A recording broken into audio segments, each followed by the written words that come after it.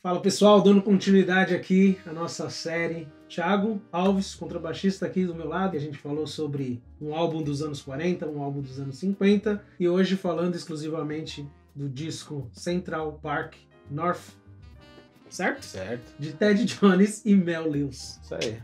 Show de bola. Confere aí. Tiagão, E aí? mais uma vez aqui comigo. Vamos falar hoje de mais um álbum. Sim. E dessa vez já pulamos mais uma década, vamos para os anos 60. Ia falar 70, mas esse vai ficar para um próximo. 60. 60, que é o álbum. É o álbum Central Park North do Ted Jones e Mel Lewis, né? A Big Band Orchestra. Acho que foi o primeiro álbum que ele já começou a entrar na onda meio funk, né? Na onda soul, R&B, né? Tem três músicas no álbum que são groove, né? E o Richard Davis, que é o baixista da primeira formação, ainda tá tocando, e ele toca baixo elétrico também, né? Nesse disco. Acho que é o primeiro disco, né? Que rola nessa mudança, assim, né? Tem essa característica, assim, né? Tem guitarristas convidados, né? Sim. Porque a banda originalmente lá não tem guitarra, né? Uhum. A Big Band, no formato tradicional, são 4 trompetes, né? 4 trombones, 5 saxofones, piano, baixo, bateria, né? Uhum. E o Ted Jones lidera a banda junto com o Mel Lewis. O Ted Jones toca trompete também, Sim. né? E o Mel Lewis é o baterista, né? Então, essa é a formação, né, original da banda, né? E nesse disco tem um guitarrista convidado, né? Acho que são 2 guitarristas convidados, se eu não me engano, Uhum. no disco. E aí é um álbum que, assim, que fazia tempo que eu não ouvia, né? Eu tinha ouvido há muitos anos atrás. Aí quando você fez o convite, eu fiquei pensando, né, num álbum pra dar uma diferenciada, né? Que a gente falou na década de 40 do Fats Navarro, né? Da compilação, né? Compilações do chamado Da Merônia, né? Uhum. E na década de 50 a gente falou do The Cats, do Tommy Flanagan, Coltrane, Kenny Burrell e Eder Sullivan. E aí eu quis trazer uma Big Band, né, na década de 60, né? E antes de falar mais do álbum, é legal falar da história um pouco dessa banda, né? A história da banda começou... Né, primeiro vamos falar do Ted Jones. O Ted Jones, muita gente não sabe, ele é o irmão... o irmão mais velho dele é o Hank Jones, que é um pianista, né, maravilhoso, né? Que também veio lá da era do bebop, né? Tocou Sim. com Charlie Parker, todo mundo, né? E o cara que vivia muitos anos, ele morreu em 2010, 2011, com 90 e tralalá. Ele viveu muito tempo, né? Tem uma discografia gigante, uma história, né? E o irmão mais novo do Ted Jones é o Elvin Jones, né? Baterista que tocava com Coltrane, né? Caramba, então isso, muita gente tem mais um. Eu já entrei nesse time aí de muita gente que não sabe. Ele é o irmão do meio, né? Da família, né? Então, e curioso que ele é o irmão do meio. Mas ele foi o cara que ele morreu mais cedo, né? Mais novo. Uhum. Mas tem disco da família. Cara, eu particularmente já vi esses nomes e sobrenomes, mas realmente eu não pensei que poderia ser parente, até porque alguns nomes americanos você fala, você vai ver, não tem nada a ver, né? Tem muito sobrenome parecido, tipo como se fosse Ferreira, né? Aqui, Santos, né? Exatamente. Então você fala, não é irmão, né, bicho? Então, o Ted Jones, né? Ele começou também trompetista, né? Uhum. Ele tocou por 9 anos na banda do Count Bass, né? E na banda do Count Bass ele, além de tocar trompete, também começou a escrever arranjos, né? Sim.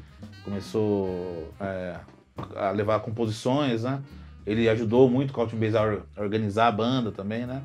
Era um braço direito ali. Ele foi um tempo assim, né? O braço direito do Count Bass. Capitão do time. E então essa experiência, né, cara, imagina você tocar 9 anos, né, com Count Bass, ajudou muito, né. E agora falar um pouquinho do Mel Lewis. Não, o Mel Lewis é um cara que é de Nova York, mas assim, ele começou tocando, apesar de ser em Nova York, ele fez a carreira dele lá na costa oeste, né, em Los Angeles e tal, né, tocando muito em gravações, tocando na banda do Marty Page, com um arranjador de lá também, tocou muitos anos. Tem muitas gravações, né, com esse cara, né, um arranjador que no Brasil não é muito conhecido, mas lá fora é bem conhecido, Marty Page. Tem até um disco chamado Broadway, que é interessante, que é o Mel Lewis e o Scott LaFaro de baixo. Uma cozinha bem, bem legal. E o Mel Lewis, enfim, fez a carreira dele lá e voltou para Nova York. E lá por 65, né, encontrou o Ted Jones em jams, né, começaram a tocar, se encontrar regularmente em jam sessions e tal, e tiveram a ideia de montar uma big band, os dois, né, nesses encontros. Então a banda, ela teve essa ideia em 65 e em 66 a banda estava pronta, assim. E era formada pelos melhores músicos de Nova York, né? Os músicos faziam gravações, né? Então, eles chegaram num conceito assim, de sonoridade de metais, né? Um nível muito alto, assim, né? E engraçado que a banda, ela era muito moderna pra época, né? Mas tinha aquela tradição do swing também, muito forte, né? Que vinha da banda do Count Basie, do Duke Ellington. Enfim, então, parece aquelas coisas que, tipo, aqueles acontecimentos que só uma vez na vida, sabe? Tipo, aquelas coisas que estavam escritas nas estrelas, sabe? Sei. Foi a combinação perfeita dos dois, assim, a ideia e os músicos que eles chamaram, assim, foram fantásticos, assim. Então, pro meu gosto, assim, é a banda que eu mais gosto, assim, né, no todo, né? Tipo, a minha maior referência, né, quando falo em Big Band, é isso, né? E nos primeiros discos da banda, quem tá a seção rítmica, né, que é o Richard Davis, baixista, inclusive é vivo também. E o Hank Jones começou a tocar, né, piano, né, que é o irmão mais velho do Ted Jones. E depois entrou o Roland Hanna, né, pianista, acho que inclusive grava esse disco, o Central Park, né, é o pianista Roland Hanna, né. E da formação inicial também no naipe de saxofones, né, eu adoro, é um dos naipes também que eu mais gosto, né, que é formado pelo Jerome Richards, né, que é um cara que também é especialista nessa coisa de liderar um naipe, sabe, de primeiro alto da Big Band, assim, um cara que gravava tudo naquela época, assim, e é um cara mais velho, né, que o Ted Jones e o Mel Lewis, assim, acho que ele era um pouco mais velho, né, então ele já tinha muita bagagem também de outras bandas, né, já tinha passado por várias. E seguindo o naipe de saxofone tem o Jerry Doge, que depois é um cara que, depois que o Jerome Reed saiu, ele assumiu a posição de primeiro alto durante muitos anos na banda, né? E tem uma turma de tenor agora interessantíssima, que é o Joe Farrell, que depois ficou bem conhecido com os discos do Chick Corea, né? Light is a Feather. Um trabalho também junto com o Elvin Jones, também de trio também, né? E o outro tenorista é um cara que é vivo até hoje também, e não toca mais sax tenor, que é o Ed Daniels, que ele é conhecido por ser um exímio clarinetista, né? Um super clarinetista, mas nessa época ele tocava tenor na banda, né? Tem muita gente que fica surpresa quando vê lá o Ed Daniels, mas é o mesmo Ed Daniels que o clarinetista famoso? É o mesmo Ed Daniels, né? É ele mesmo, né? E nesse disco em específico, grava quem tá tocando um sax barítono pra fechar o naipe, o sax barítono, é o Joe Temperley, né? Eu desconfio que ele estava substituindo o cara que é da banda mesmo, o Pepper Adams, né? Que é o saxofonista, o baritonista, que tocou muitos anos na banda. Né? Mas nesse disco, em específico, é o Joe Temperley, que até pouco tempo atrás, ele tocava na Lincoln Center, né? Na banda do Wynton Marsalis, né? Era o senhor ali do sax barítono, ele morreu faz alguns anos, assim, não faz muito tempo. Mas é possível, né? Quando já era nessa era de lives, né? De transmissões ao vivo, né? Que a Lincoln Center já está fazendo há algum tempo, né? Bem antes da pandemia. Já é possível ter encontrado, né? As pessoas terem visto ele lá. Só lembrar que o senhorzinho que tocava sax barítono é esse cara. Faz mais ou menos quantos anos que ele morreu? Faz uns 2, 3 anos, não faz muito Será tempo. Que nessa última vinda do... Não, nessa última já não estava mais. É porque eu assisti Mas na penúltima ele estava. Joe Temper, esse cara, ele não é americano. Acho que ele é inglês, um saxofonista inglês, enfim. E indo pro naipe de trompetes, né? Eu dou um destaque pro o primeiro trompete, o cara que eu mais gosto, que é o Snook Young. Também um cara que também tocou anos na banda do Count Bass, né? É um primeiro trompete assim que é uma classe, assim, porque a gente, quando fala de primeiro trompete, já pensa aquele cara tocando agudo, sem parar, né? Não. Uhum. Ele não era um cara que ficava pitando toda hora, mas a classe que ele conduzia a banda, o swing, né? E isso era fantástico, né? E o naipe de trombones era o naipe que sempre tocou desde o começo, né? Que estava vindo tocando desde o começo da banda. Assim, era uma banda de estrelas, né?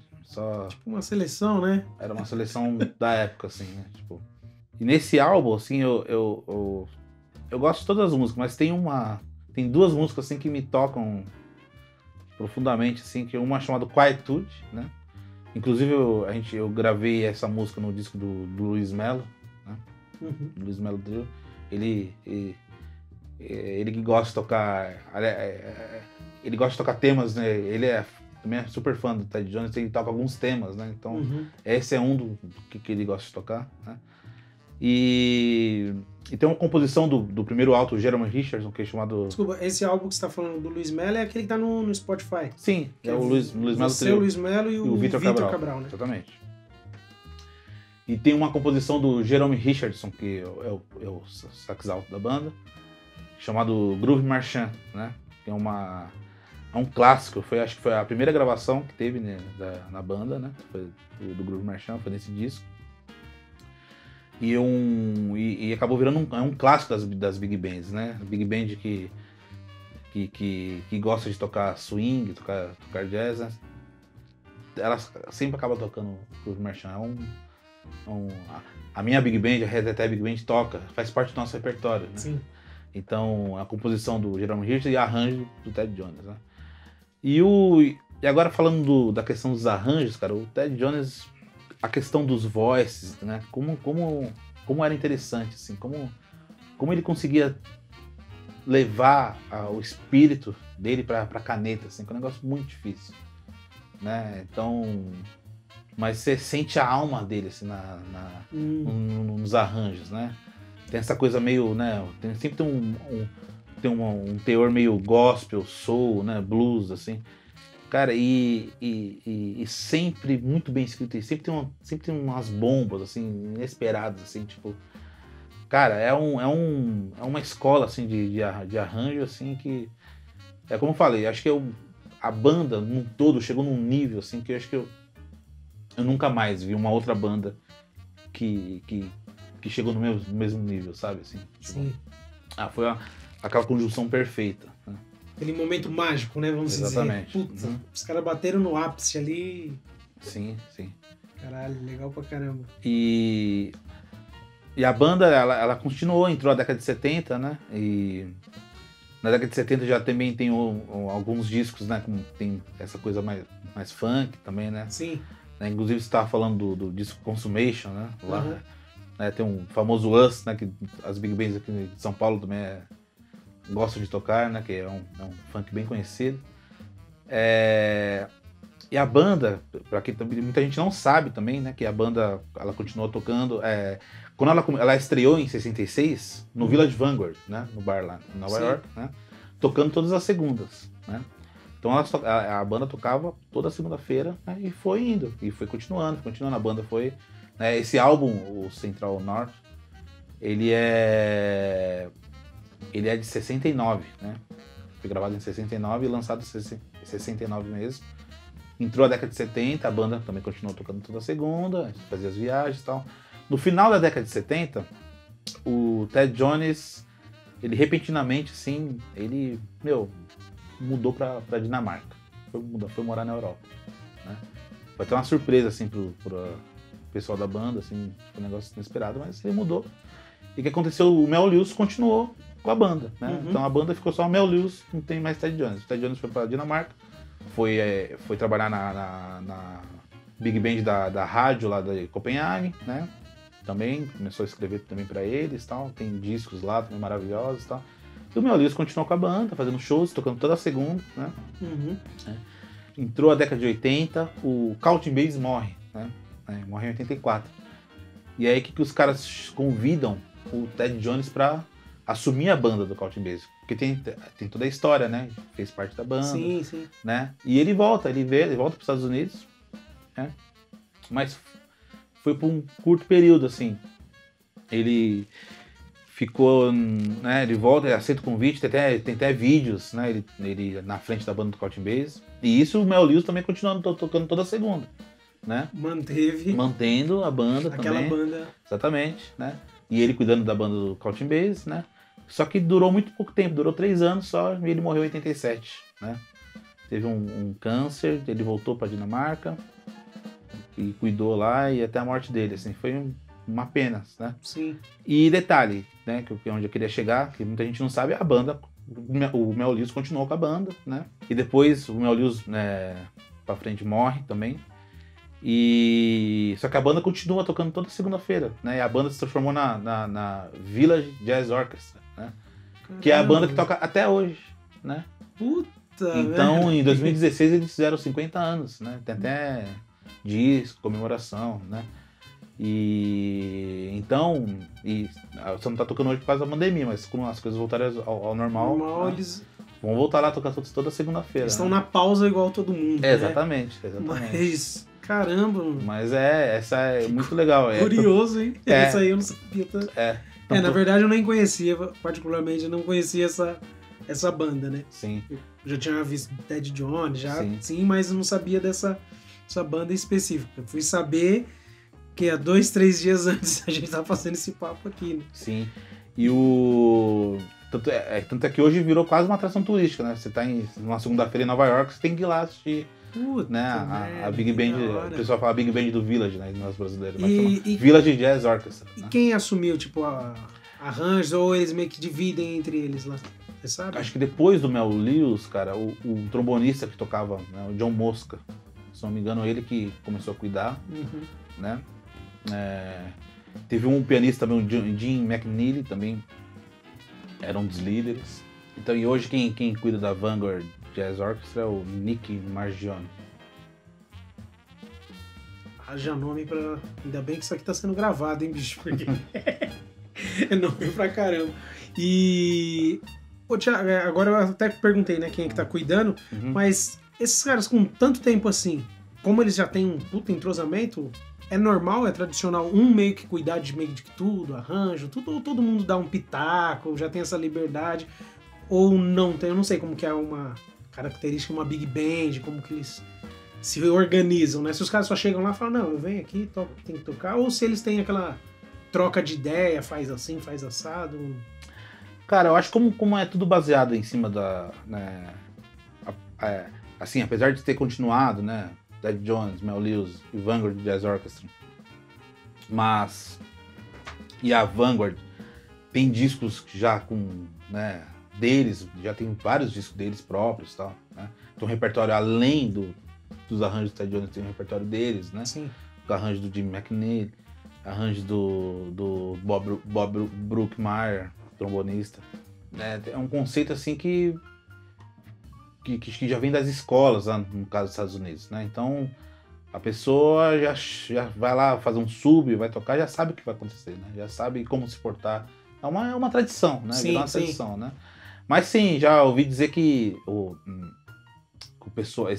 esse Nick Margione é um cara assim que ele pega no pé, né? Ele fica lá, né? Em cima, né? Tipo, né? Tem que ser muito... Meio paizão, puxando de orelha. Ali, exatamente, né? E tem que ser... Tentar manter um nível, né? Sim. Né? Eu já assisti 2 vezes a banda, né? As duas vezes que eu estive em Nova York, eu tive a chance de ver, né? Como eu conheço o repertório do Ted Jones, né? Então... às vezes que eu assisti, eles tocaram basicamente esse repertório, né? Tem gente que já foi, amigos que já foram lá, que tocaram uma música só do Ted Jones, o resto era outro... músicas do repertório deles mesmo, né? Sim. Que são legais também, mas eu fui na esperança de ouvir mesmo o repertório do Ted Jones e acabei dando sorte, né? Foi muito legal. Né?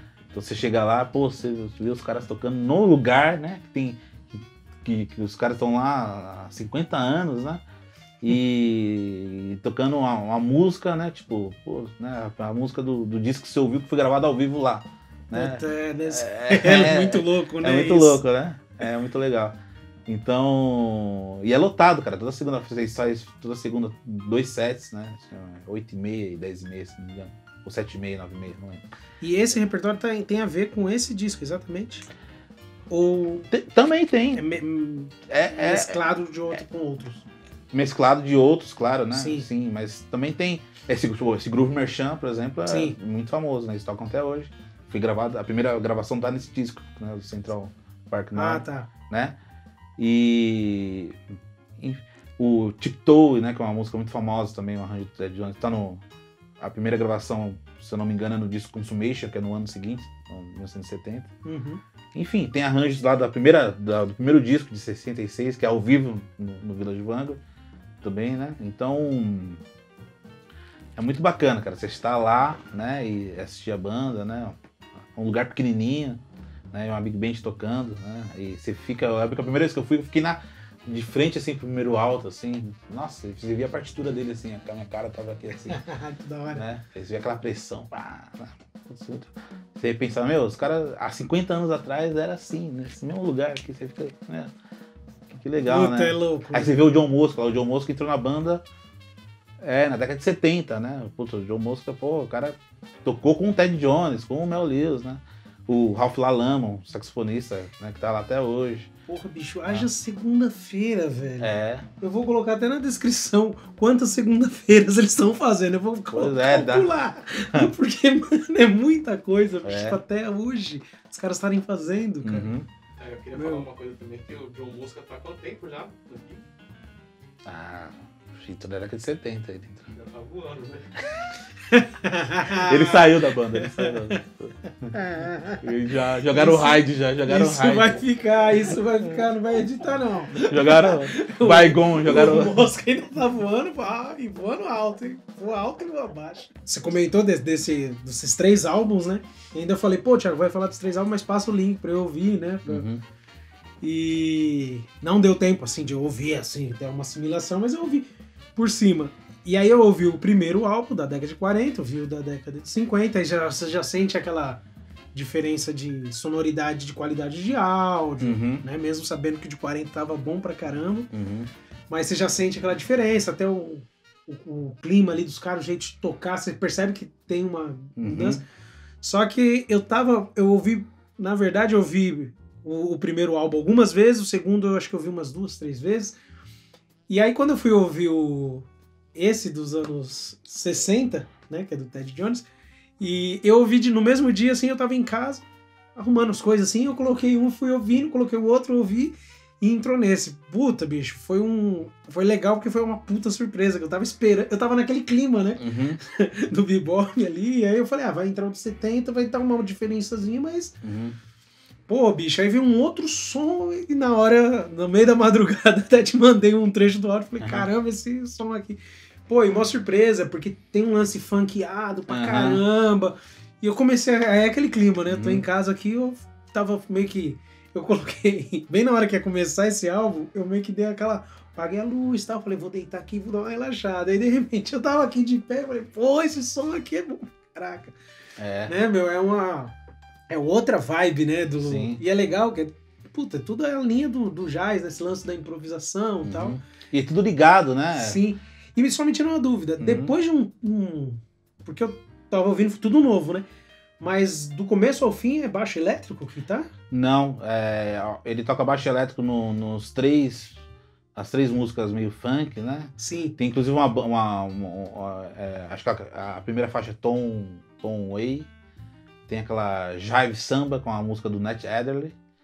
E a música que dá título ao disco, não, Central Park North. Ele toca baixo elétrico. E ele toca baixo elétrico no Groove Merchant também.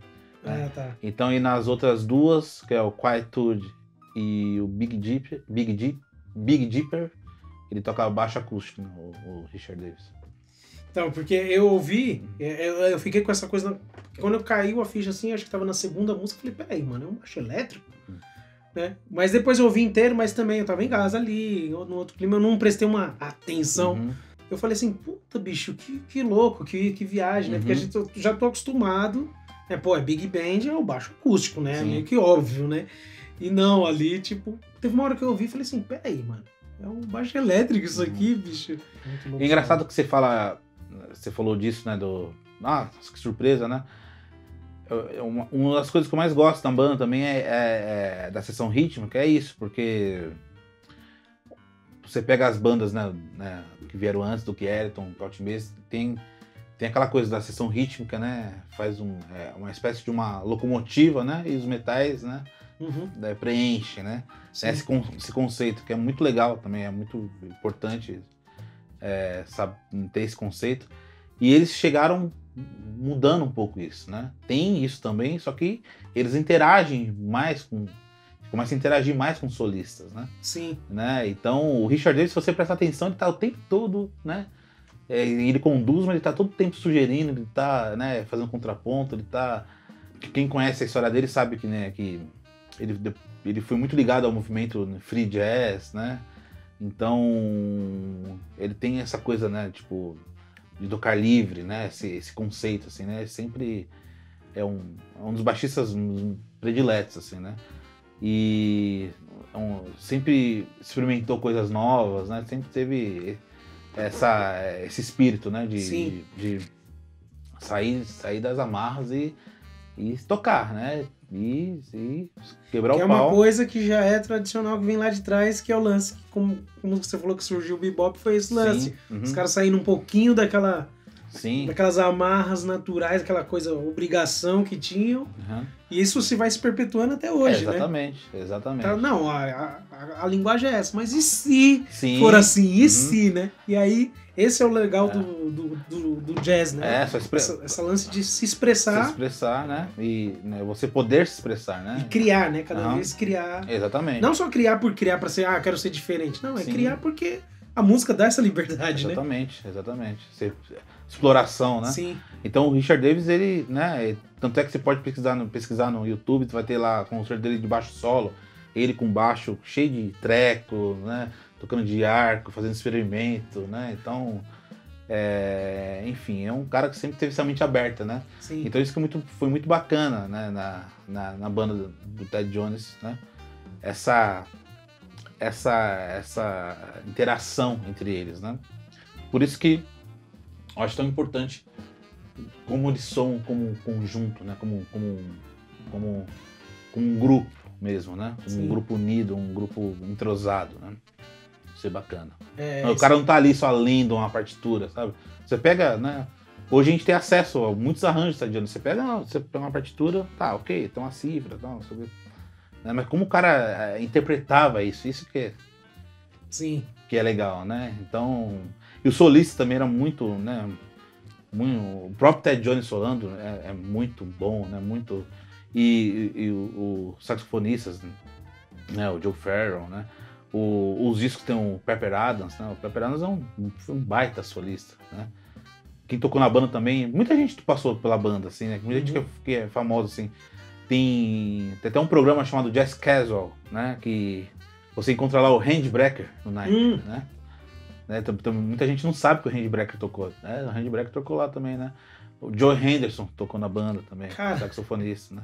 Mais pra frente, depois quando a banda era só o Mel Lewis, né? O Joe Lovano, Kenny Garrett, inclusive tem um vídeo na década de 80, o Kenny Garrett, o Naipe tá lá, o Naipe de saxofone, tá? O Dick Oates, Kenny Garrett, o Joe Lovano, o Ralph LaLama e o Gary Mulligan, o cara que toca até hoje lá, o Gary Mulligan, que é o baritonista, e o Ralph LaLama, o tenor, eles tocam até hoje na Vanguard Jazz Orchestra, né? Mas tá lá. E o Dick Oates também.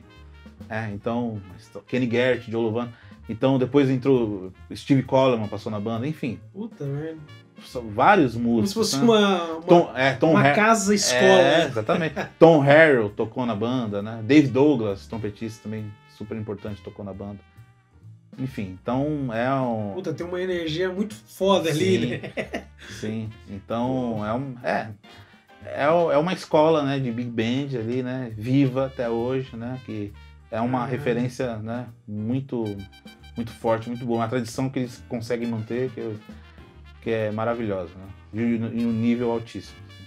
E você está falando assim uma parte mais, vamos dizer, uma parte mais técnica, né? Mais falando da história, tudo. Uhum. E eu sempre gosto de falar com o pessoal que segue no Play Jazz, que fala comigo. Tem muita gente que acha que eu sou tipo você, né? O especialista que conhece as histórias, né? Ou os outros caras, assim, eu falo, puta, bicho, geralmente todas as histórias que eu falo é porque eu ouvi um cara falar, peguei 5% do que ele falou e replico, né? Uhum. Mas é importante saber essas paradas assim, esses detalhes, esses contextos, porque eu sou um dos primeiros, o lance de fazer isso foi o que eu falei, né? Eu sou um dos primeiros que aprender isso aí, né? Conhecer, né? E falar sobre. E nem isso aí mais falando pra galera, né? Que nem sempre você tem a obrigação de saber isso aí. Porque, por exemplo, eu ouvi esse álbum do Ted Jones e o Mel Davis, né? Mel Lewis. Mel Davis. Eu ouvi, bicho, e eu juro pra você que eu não prestei muita atenção. Tipo, o baixo, batera, com lance meio, com ouvido meio de músico. Prestei atenção ouvindo, tipo, como se estivesse ouvindo a famosa Descobridor dos Sete Mares do Tim Maia, né? Tipo, eu tava naquela vibe. Pô, e a sensação que eu tive ouvindo o som foi a mesma sensação que se estivesse ouvindo meio que estudando. Sim. Né? Foi legal pra caramba, né? Então, às vezes, tem horas que, particularmente, eu tenho saudade de ter esse ouvido em algum momento de não ouvir com ouvido crítico. Sim. E simplesmente, mano, curtir o som. Né? Porque eu ouvi esse álbum, tanto é que eu falei, pô, é tudo com baixo acústico e elétrico, porque eu só tenho a sensação de ter ouvido o baixo elétrico. Sim, isso eu notei. sim. Agora, quando entrou o acústico, eu juro pra você, eu ouvi ele inteiro, mas não lembro, assim, tipo, não tem essa... Mas a sensação de ouvir o álbum foi gostosa pra caramba, sim. bicho. Tem uma amiga minha, Louise Woolley, né, pianista, Sei. e ela já tocou algumas vezes na Reteté, né, e a gente toca o Us, né, que eu já até falei aqui do Ted Jones, e tem uma parte lá que fica só os metais, só os metais, isso é a recessão rítmica não toca, né, e é um funk também, né, e ela fala, eu não vejo a hora de chegar nesse momento que dá vontade de sair dançando, sabe? Só os metais, assim, né? Só dá vontade. Essa hora que eles tocam lá, fica só o coral de metais tocando. Dá vontade de sair dançando, assim. Bicho. É inevitável, né, e o Ted Jones consegue, né? Ele consegue trazer isso no papel, cara. É isso que é impressionante. É muito assim, louco isso, bicho. Antigamente, engraçado. Eu tinha um clima assim de... Quando via Big Band, eu achava que não era uma coisa assim tão assim, dançante, bicho. E parece que toda vez que eu tô ouvindo, independente se é um balada ou não é, mas eu escuto Big Band, dá uma vontade. Não, mas a Big Band ela foi feita para dançar. Aí tem uma frase, acho que é do Count Basie, se eu não me engano, ele fala, pô, se ninguém estiver dançando, para. Eu não lembro exatamente a frase, mas ele fala assim, pô, a Big Band tem que fazer a galera dançar. Sim, exatamente. E é impressionante, eu nunca tinha avaliado assim, mas comecei a ouvir assim algumas. Falei, caramba, bicho, o negócio não tem como você ficar aqui parado, você tá sempre. Você vai ver se tá a mãozinha batendo e você tá, tipo, entrando. Independente do beat da música, né? Exatamente. Bicho, é muito louco isso aí. E agora, alguma consideração final, Diegão? Não, acho que é isso. Acho que eu espero que a galera que está vendo, né, tipo, ouça esse disco, né? E não só esse disco, né?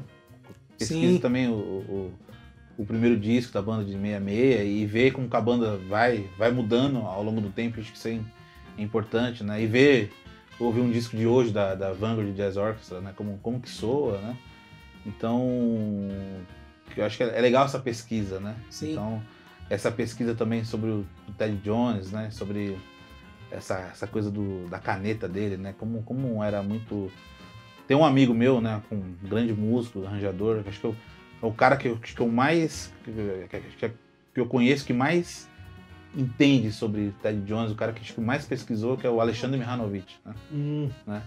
Esse cara, ele tirou tudo do Ted Jones, assim, né? De tirar mesmo, de ouvir o negócio e escrever. Caramba. É assim, né? Esse tipo lição de casa mesmo. Exatamente. E, inclusive, a Soundscape começou, né, com os arranjos dele, né? A Soundscape Big Band começou em 99.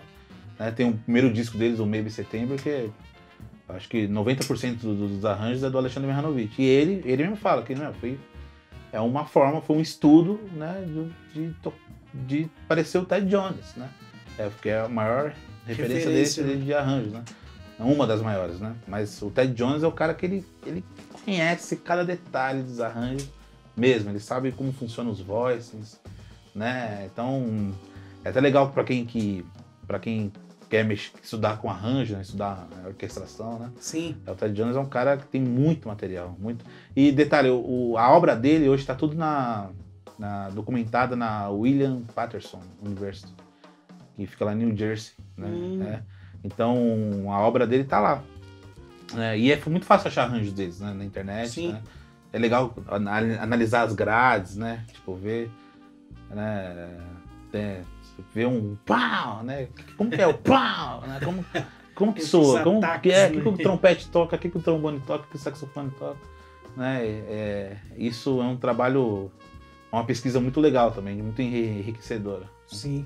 Você falou como o trompete toca, eu fiquei imaginando a partitura, já deu dor de cabeça. Pois é. Esse álbum da Soundscape que você falou, esse tá nas plataformas também? Não, acho que é o primeiro disco deles, de 2001, se não me engano, chama Maybe September, mas é difícil de achar. Putz, tem algumas faixas no YouTube, né?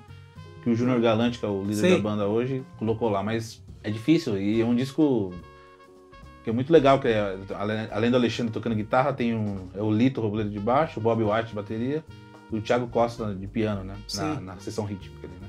E o Alexandre, o cara que eu conheço que mais entendeu esse espírito e essa linguagem do Ted Jones, né? E consegue também levar, quem conhece o Alexandre sabe que ele tem um humor, né? Super peculiar, digamos assim, né? E ele consegue levar isso para escrita também, né? Sim. Então isso é difícil, né? É difícil. O Fernando Corrêa é um cara também que ele consegue passar a personalidade dele para escrita também, né? Então é difícil chegar nesse nível, assim, não é para muitos, assim, são para poucos. Né? Mas para muitos é a gente poder pegar e ouvir. Exatamente. Para ouvir tá para todo mundo, né? Exatamente. Porra, show de bola. Bacana. Bom, então acho que é isso, né? Fechou. Mais uma vez agradecer aqui, Thiagão. Valeu, mano. Esse bate-papo aqui que a gente fez de algumas sessões, década de 40, década de 50 e década de 60. 3 álbuns. Galera, se você não viu as outras séries, tá aqui no YouTube, é só seguir aí. E até a próxima. Vou te chamar mais vezes, a gente vai falar das Big Bands, hein? Tive uma ideia agora. Pode chamar. Das Big Bands. Valeu.